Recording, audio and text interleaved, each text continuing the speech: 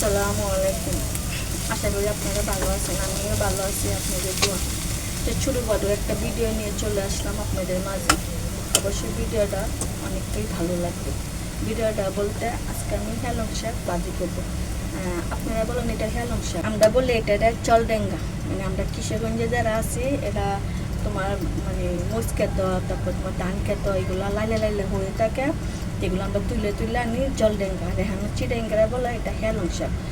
কাছে যেটাই হোক না হোক আপনারা কমেন্ট করে বলে দিবেন আমার উত্তরটা ঠিক নাকি আপনাদের উত্তরটা ঠিক।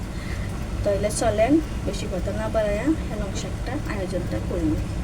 আজকে শাক ভাজি, শাকটা বাচ্চা বুচ্চা নিয়ে আসছি। তো চলেন এখন কিচেনে চলে যাই।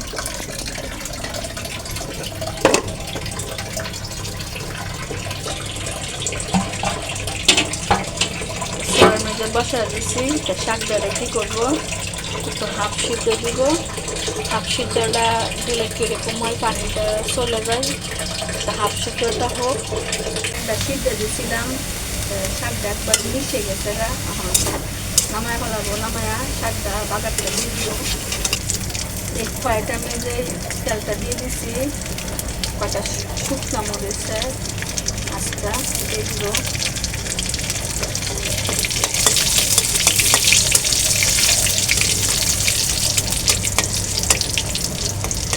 শাক ভাজির মধ্যে শুকনো মরিচটা দিলে কীরকম হয়, মানে অনেকটা ভালো লাগে, স্বাদ লাগে।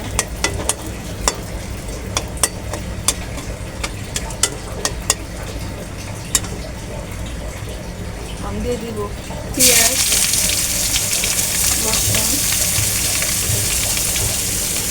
কয়টা কাঁচামরিচ টমেটো দিতে দেন, বদ্ধ হয়ে গেছে। স্বাদ মতো লবণ।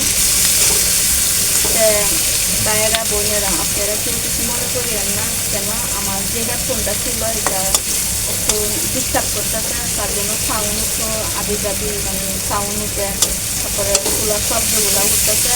ঠিক হয়ে যাবে ইনশাল্লাহ। আমি মার্কেটে যাবো, আজকে মার্কেট বন্ধ, তার জন্য যেতে পারবো না, বিকাল করতে অবশ্যই যাবো। তো পেঁয়াজটা হয়ে গেছে, যে শাকটা সিদ্ধ করে রাখছিলাম শাকটা দিয়ে দেবো।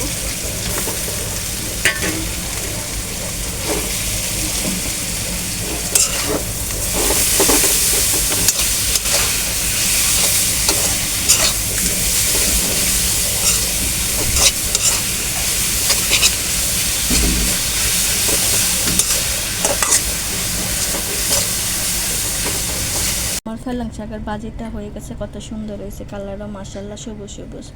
অবশ্যই আপনারা এই সিস্টেমে নান দিয়েন, অনেক সাথে অনেক মজা। ভিডিওটা তো ভালো লাগে অবশ্যই লাইক শেয়ার সাবস্ক্রাইব করে দেবেন, নতুন ভিডিও আপনাদের মাঝে চলে যাবে। তাহলে ভিডিওটা আমার এখান থেকে সুস্থ থাকেন, ভালো থাকেন, আমার জন্য দোয়া করেন। আসসালামু আলাইকুম।